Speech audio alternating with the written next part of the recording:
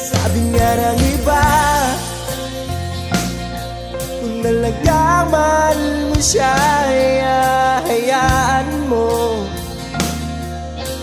Hayaan mo na mamaalam.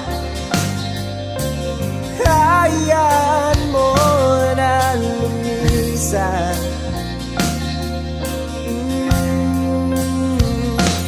Kaya nariling ako kibat kala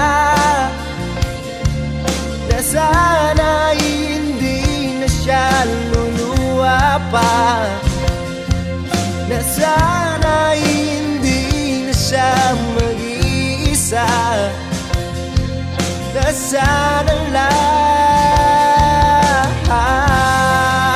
ingatan mo siya.